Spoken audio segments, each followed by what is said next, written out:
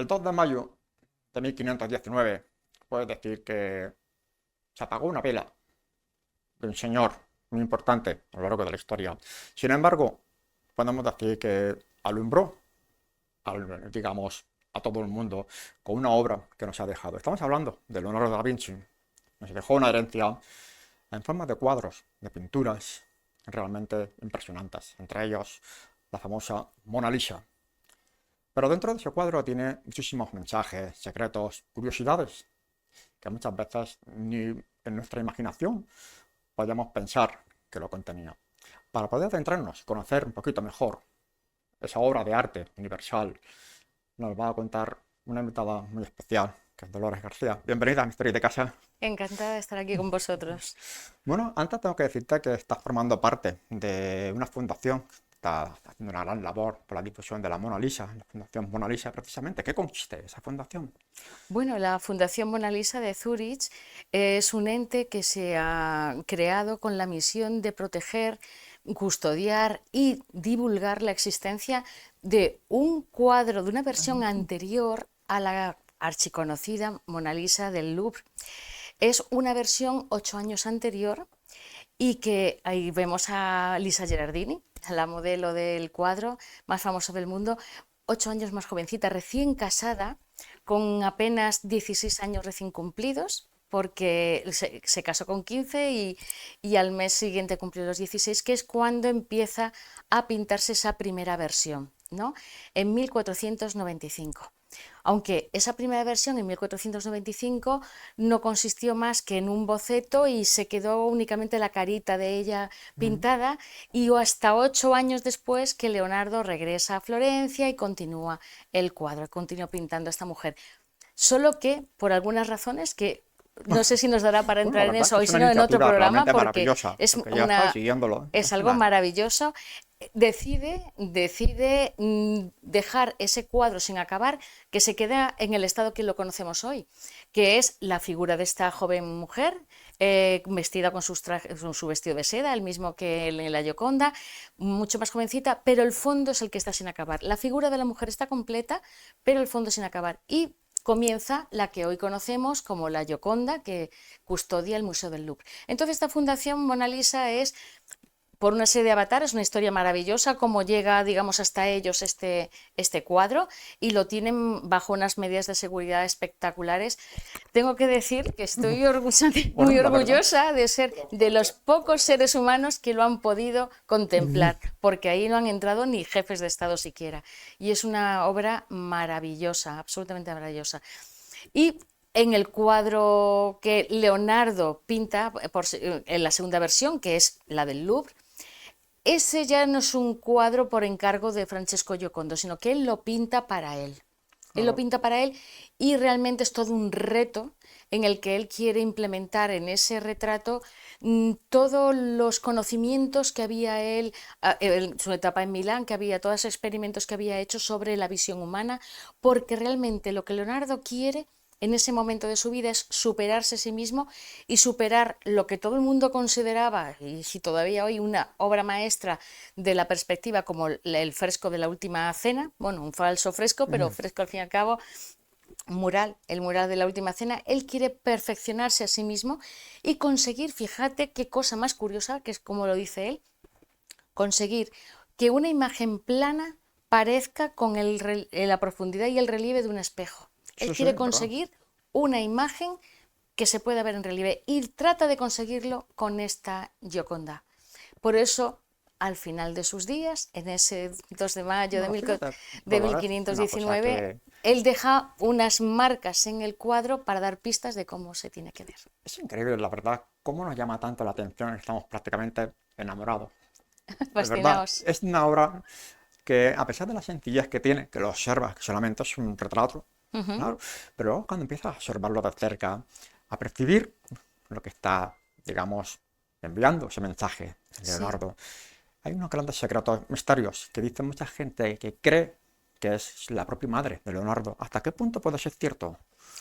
Bueno, no creo que sea la propia madre, sino que realmente además está documentado por una anotación manuscrita de Agostino Vespucci en un libro que estaba leyendo y que acredita que en 1503 Leonardo da Vinci estaba pintándole un retrato a la esposa de Francesco Giocondo. ¿Quién es Agostino Vespucci? ¿Por qué tenemos que creerle?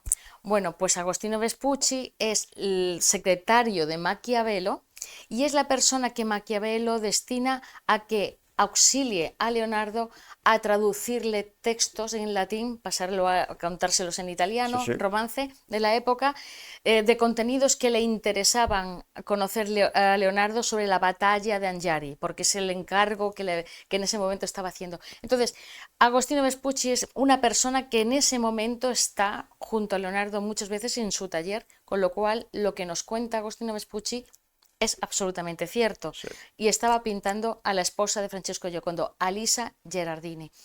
Entonces, que fuera la madre de Leonardo, no. Ahora, dicho esto, que todos los rostros femeninos de Leonardo Sí, ¿verdad? tienen como un factor, un denominador común, pues sí. Tienen algo que se asemejan todas. De hecho, pues el cuadro de la Virgen Santa Ana, la Virgen y el Niño, la Virgen de las Rocas y la propia Gioconda, todas tienen, y además apuntes que él hace a mano, todas tienen un algo en común. Pero es que tenemos que entender que es muy fácil que tenga esa imagen en su subconsciente y sea recurrente, porque Leonardo dejó de ver a su madre casi a los 5 años. Con lo cual, y está muy traumatizado por su origen. Parece ser que era una mujer de una clase social muy inferior. Últimamente ha salido una hipótesis que considero muy interesante y muy coherente de un investigador italiano que apunta a que Caterina, la madre de Leonardo, pudiera haber sido una esclava liberada, una Sí, liberta. Es muy coherente con la época y coherente con la reacción emocional que tiene él de cierto desprecio, por un decir una poquito, manera, un avergonzamiento poquito de arrinconado. su madre. También es verdad que hay un detalle histórico que se puede interpretar de una forma muy humana, que es Claro. él acogió, cuando estaba en Milán, acogió en su casa, en casa taller, con sus alumnos y tal, a una anciana que hacía labores en la casa. Esa mujer se llamaba Caterina y murió 3 años después de llegar a casa al taller Casa de Leonardo. Bien, pues puede ser casualidad porque Caterina es un nombre bastante habitual y cotidiano en esa época. Pero lo que no es normal es que Leonardo, el entierro de esa mujer, aparte de pagarle médicos y tal, el entierro de esa mujer es el propio de una duquesa. Se deja ahí, además está anotado todo lo que No, gasta en cirios, monjes, tal, gente que lleve el féretro, el de una auténtica aristócrata. Entonces, a una criada hacerle esos honores parece más bien un hijo arrepentido de no haberle reconocido en su momento su madre, ¿no? Y la verdad es que es una historia. Leonardo tiene, para mí, Leonardo es un gran artista, inmenso, un gran científico, es un hombre, pero a mí lo que sinceramente me fascina más es el hombre, la persona. para mí, Leonardo ha sido posiblemente yo lo pongo en el podio de los personajes más importantes de la historia de la humanidad. Para mí, Y para mi gusto. completos, Ahora ya absolutamente cada uno tiene completos. su versión. Pero fíjate que seguramente muchos espectadores no se han dado cuenta en detalle en la Mona Lisa, en el cual carece de pestañas ni de Ah, cejas. Es una cosa curiosa. ¿Qué ha pasado en ese detalle? ¿Se lo ha olvidado o ha sido una causa ajena a Leonardo? realmente, vamos a ver, una explicación de por qué no las tiene, nadie la tiene todavía. Puede simplemente que fuera un cambio de moda, que precisamente en la primera Mona Lisa, en esa versión primera que hace Leonardo, que sí que tenía la carita y que luego lo completó, como la carita estaba completa ya en 1495, ahí sí que tiene cejas, Claro. pestañas y de hecho pues tiene un poquito de color en la mejilla, en fin, tiene una serie de es igual, pero tiene esas diferencias. 8 años después no lo tiene. Pues no sabemos si es porque Leonardo quiso eliminar elementos que distrajeran de lo que realmente le importaba, que eran los ojos y la sonrisa, Claro. o porque simplemente era una cuestión de que 8 años después las mujeres se acicalaban de otra manera y estaba de moda quitarse las cejas. No se sabe con exactitud. pero quizás vaya más por el hecho de que Leonardo nos quiere que nos fijemos en los ojos Los y en la ojos. boca, O porque sea, en lo los más ojos importante hay de la Mona secreto. Lisa son los ojos. Los ojos. Siempre, yo lo estaba mirando muchas veces, lo miramos en las páginas, en televisiones, en los libros, en cualquier póster. Fijaros en los ojos, porque tiene una mirada realmente enigmática. Pero ¿qué está mirando? Realmente, ¿qué mira? ¿Qué está enviando? Al contemplador, a la persona que le observa. Realmente considero, es una interpretación personal y me va llevando pues todas las investigaciones que he hecho, que la figura de la modelo, de la Gioconda, Leonardo, lo que ha querido conseguir con ella es una provocación, es provocar Claro. al espectador. ¿Y qué es lo que quiere provocar? Pues Mm. que sea consciente de sí mismo, que reflexione, que se pregunte quién es, que se pregunte quién es ella y que se pregunte quién es él. Realmente la mirada de Gioconda es casi nos está preguntando, ¿sabes quién soy y sabes quién eres tú? Es decir, Sí, sí. realmente es una mirada que no puedes... El cuadro en sí no es llamativo, pero como tú muy bien decías, cuando reparas en él, empiezan las preguntas. Empieza primero, ¿por qué me miras así? Y empieza a traerte, ya empieza a hacerte preguntas. Y si te fijas profundamente en sus ojos, que se necesita pues una lupa o se necesita Mm. una lente de aumento porque a simple vista no se ve, pues te encuentras con que hay unos signos que dejó Leonardo, posiblemente ya cuando estuviera en Francia, lo más probable, Ujú. que nos quieren contar, nos quieren invitar a descubrir el verdadero secreto del cuadro, que es que se ve en Y relieve. curiosamente, esa mirada, cuando miramos el cuadro de la Mona Lisa, tiene un aspecto tridimensional, porque según como estás mirando, te sigue la mirada. Estás Sí, mirando, estoy sí. observando. O sea que Leonardo lo tenía también muy bien calculado ese efecto visual. Pero hay un efecto visual aún mucho más profundo, Exactamente. Ujú. mucho más Eso es lo potente. curioso. Porque él lo que estuvo estudiando durante mucho tiempo era el fenómeno, digamos, de la visión. Porque en tiempos de Leonardo todavía se pensaba, se creía, como los antiguos griegos, que eran los ojos los que lanzaban rayos que permitían ver los objetos. Leonardo se da cuenta que es justo al revés el proceso, son los rayos que rebotan de la Ah, luz, los rayos de luz que rebotan son los objetos los que permiten a los ojos ver, pero además que la visión que tenemos nosotros cuando vemos, eso no se produce en los ojos son meros transmisores, receptores y lo transmiten a través del nervio óptico al cerebro, que la imagen realmente se produce en el cerebro. Y también se da cuenta de que esa imagen que vemos, los ojos nos están informando constantemente de la distancia real de los objetos, gracias a que hay una diferencia en el ángulo de visión, que tenemos una visión binocular y nos está ujú. informando constantemente. Entonces él llegó a la conclusión que para poder ver una imagen plana, un cuadro, un retrato, en relieve, hay que engañar al cerebro.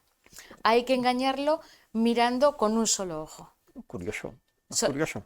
Mirando con un solo ojo, que es digamos, los signos que nos deja en las pupilas, bueno, realmente en el iris de la modelo, una L y una S, realmente lo que esos signos no los encontré yo, los encontraron otros investigadores. Ya me hubiera gustado a mí tener acceso tan Ujú. directo a la Gioconda del Louvre, como lo he tenido con la primera Mona Lisa, y lo interpretaron de una manera, pues digamos, esotérica, que nada tiene que ver con el pensamiento científico de Leonardo. Leonardo en sus manuscritos los comienza con una frase absolutamente Claro. lapidaria: quien no sea matemático, que no me lea.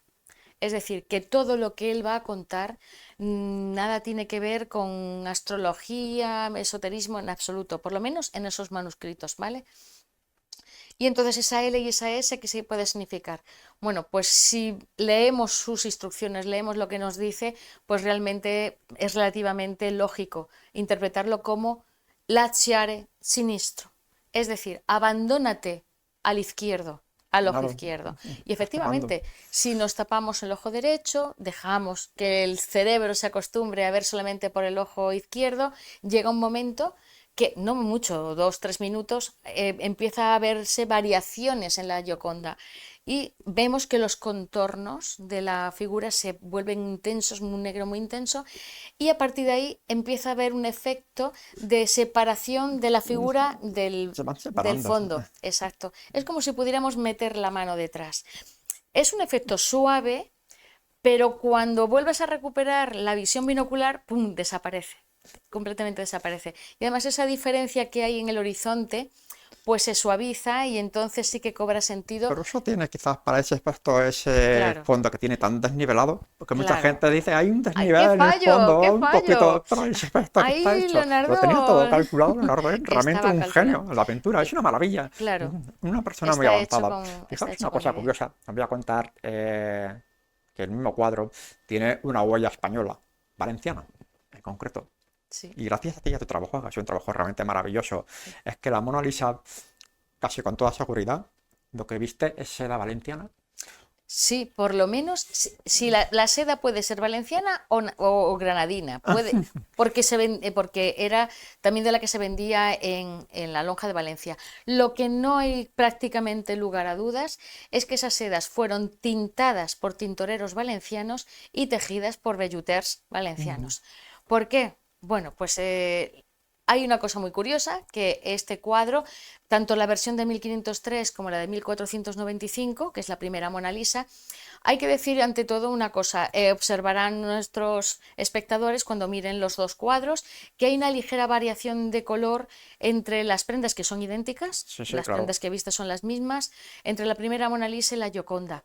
La Gioconda, bueno, no solamente las prendas, el fondo, todo, está desvirtuado el color por las 14 capas de barnices que le pusieron mucho después de la muerte de Leonardo, pues con una intención de protegerlo. Lo que consiguieron fue que esas capas de barniz se oxidaran, amarillearan y los colores se han distorsionado. De hecho, el fondo está verdoso cuando el cielo era azul, en fin, y eso también ha afectado a las prendas. Entonces Claro. han tomado una tonalidad distinta. La única que todavía se mantiene mejor es las mangas amarillas, Así. porque al amarillear el amarillo es el menos alterado, ¿no?, de los colores. Pero afortunadamente tenemos la primera Mona Lisa, que sí que se mantiene intacta y con los colores auténticos, originales. Y podemos observar con más claridad que en la Gioconda del Louvre, que las prendas de seda que viste Lisa son negro cuervo, morado berenjena muy intenso, en este velo que lleva aquí, que es una prenda también que habría mucho que hablar sobre ella, porque no era propia de No, la época. cuéntalo. Y, y bueno, y las mangas de amarillo leonado. Claro, cuando empiezo a investigar, y además lo que me llama muchísimo atención, que es el origen de la investigación esta de los tintes, es que esta mujer, que es la esposa del mercader, si no el más rico, el más importante, pues prácticamente, porque es un hombre muy influyente en el gobierno de Florencia, no lleva, como cualquier dama florentina en un retrato, no lleva ninguna joya. Si recordamos, por ejemplo, incluso propios retratos que ha hecho Leonardo da Vinci, pues la Dama del Armiño, la Ferroner, es decir, encontramos que todas las damas llevan al menos alguna joya. Y si ya nos remitimos a otros pintores de la época, incluso van más recargadas, van con pendientes, con collares, con todo tipo de joyas. ¿Por qué? Porque era el distintivo que las marcaba el lugar social. Es impensable que en un retrato que es digamos que lleva el orgullo, la marca de la familia, la esposa, que es la que marca la clase social, no lleve ninguna joya. Eso era tan anómalo que empecé a investigar, aplicando pues el método Panofsky, el profesor Panofsky, a estudiar el cuadro. Y me encuentro pues con otra sorpresa. Las sedas que lleva esta mujer están tintadas en unos colores que ni en 1503 y menos en 1495 se habían conseguido en seda. ¿Cómo es Claro. posible? Faltaban 69 años para que oficialmente se descubriera que había una planta venida de América, el palo de Eck, que luego se conocería como palo de Campeche, pero muy posteriormente llevaría ese nombre, casi prácticamente ya en el siglo finales, mediados del XVII y tal. Esa planta sí que se podía conseguir con ella esos tintes en seda. Vamos a ver, ¿existía la seda negra antes? Sí, pero no la seda en negro cuervo, el que lleva ella, el que llevaba luego Felipe II, que fue el primero en vestirlo. Entonces, ni el morado berenjena, ni el amarillo leonado. Entonces, ¿cómo lo lleva esta mujer? ¿Cómo es posible? Pues por hacerlo muy breve, pues resumidas cuentas, en el primer viaje de Cristóbal Colón, a su regreso en 1493, vuelve cargado con una serie de cosas, de mercancías de allí de las Indias, que es América, claro, y entre ellas lleva un quintal de una madera de un árbol que creen que es palo Brasil, un palo ya conocido por los tintoreros, con el que se conseguía un rojo carísimo, ¿no? Y que era muy valiosa esa madera para los tintoreros. Era fácil que se confundieran porque son prácticamente idénticas. Pero claro, se fue trayendo palo Brasil, y tintando en rojo. Esas maderas de esa primera mercancía de Cristóbal Colón fueron entregadas a los Reyes Católicos. La mano derecha de los Reyes Católicos y la persona que financió de su pecunio particular fue un valenciano, Luis de Santángel. Era, digamos, la mano derecha, el factor, un personaje muy importante. En 1493, Luis de Santángel viene a Valencia cargado con todo un convoy que trae el primer oro de las Indias, trae otra serie de cosas que no sabemos lo que es. Entre ello debió de estar este palo que lo entregó a los tintoreros para que experimentaran, y bajo secreto. ¿Por qué sabemos esto? Porque años después la propia hija de los Reyes Católicos, Juana I de Castilla, hace exactamente lo mismo con su hombre de confianza para que, en este caso no era Valencia porque ya el mundo había cambiado, ya era Toledo, Segovia, y además ella estaba encerrada en un castillo. Él da la orden a su hombre de confianza para que los tintoreros de Segovia, bajo juramento, hagan pruebas con una planta traída de América, en este caso de Nueva España, una planta pastel, tal y cual, con la misma finalidad. ¿Por qué hace eso Juana I de Castilla? Pues porque sería lo mismo que hicieron sus padres con su hombre de confianza y en ese momento con el centro sedero del momento, que no era Toledo ni Segovia, sino Valencia. Por lo tanto, Valencia, en ese momento se hacen esas pruebas bajo secreto, se consigue en pequeña cantidad de madejas de seda esos colores, un velluter hace las pruebas que sería como un espolín, en negro, en morado y en amarillo leonado, y eso se lo tienen que mostrar a Luis de Santángel. Problema, que Luis de Santángel a partir de 1495, antes un poco de 1425, prácticamente no se puede pasar por Valencia porque tiene unos problemas muy serios con la Inquisición, que además tiene su sede en Valencia, para más INRI. Claro. Con lo cual, imagínate la situación de ese tintorero y de ese velluter, digo uno porque serían dos, pero me imagino que sería uno y uno porque tenía que estar bajo secreto. Los gremios respectivos son absolutamente estrictos en las normativas de los pigmentos a utilizar, de la forma de tejer.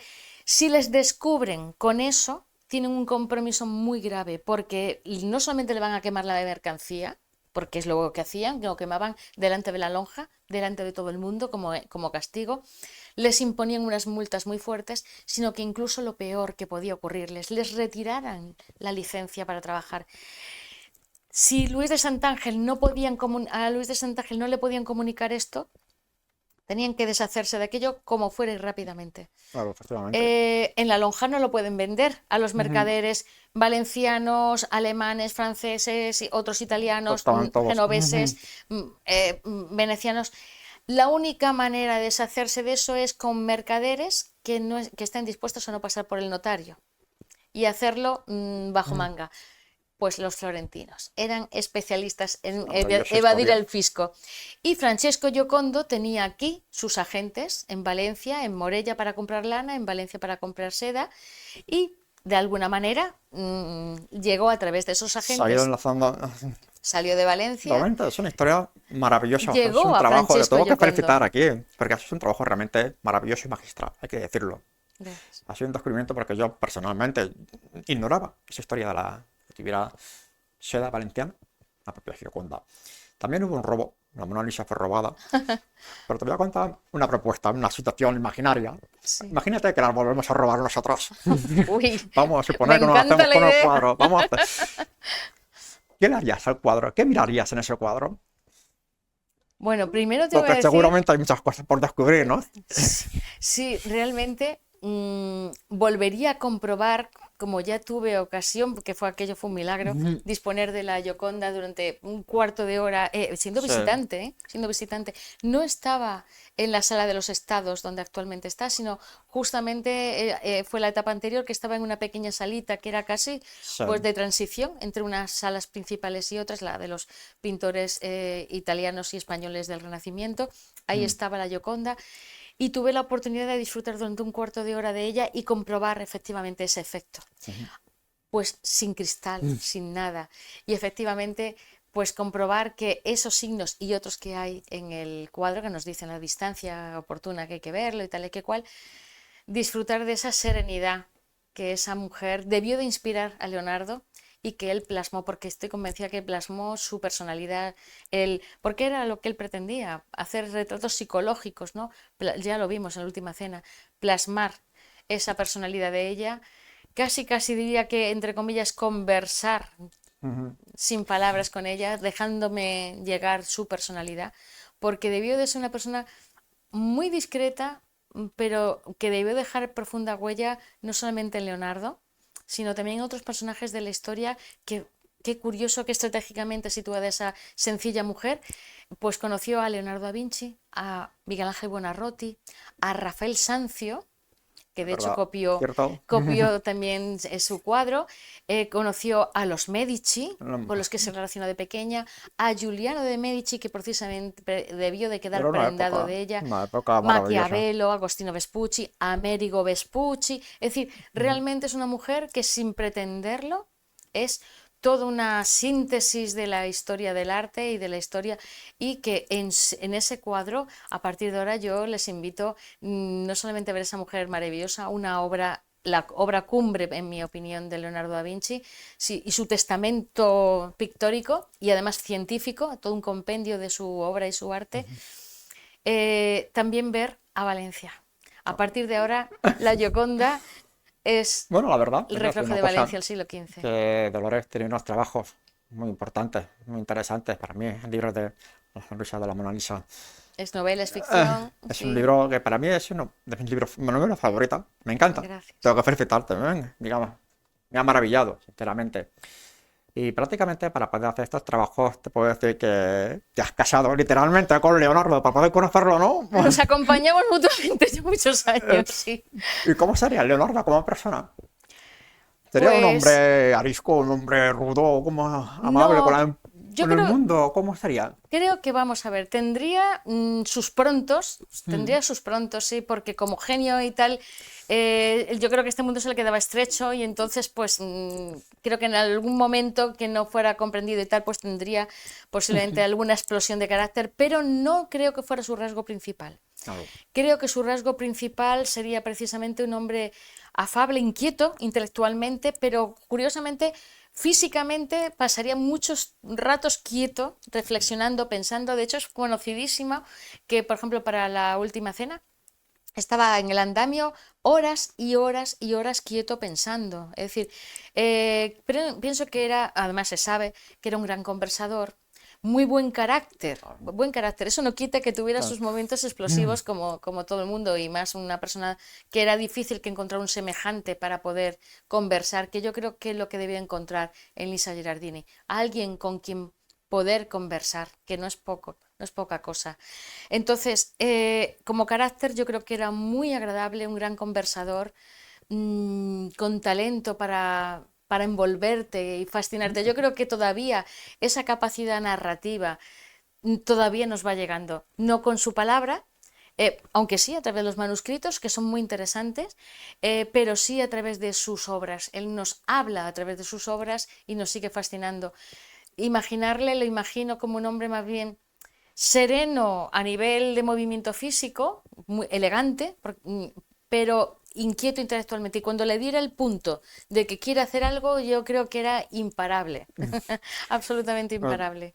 No, algún día nos vas a hablar sobre Leonardo, sobre esta vida privada de Leonardo, para poder conocerlo más profundamente y algunas obras que no solo está la Mona Lisa, sino también tenemos un cuadro que tiene un montón de mensajes ocultos también, que es La Última Cena, incluso Efectivamente. la Virgen de las Rocas también tiene unas cositas realmente curiosas también, pero eso lo hablaremos mucho más adelante. Cuando tú Desde quieras. aquí, bueno, Dolores, muchísimas gracias. A Primero, vosotros, un nos placer has estar dado con una lección vosotros. para poder aprender a visualizar, a ver realmente la Mona Lisa. Te voy a contar una anécdota, que cuando yo fui a París en el año 85, si no recuerdo mal, una excursión, me enfadé.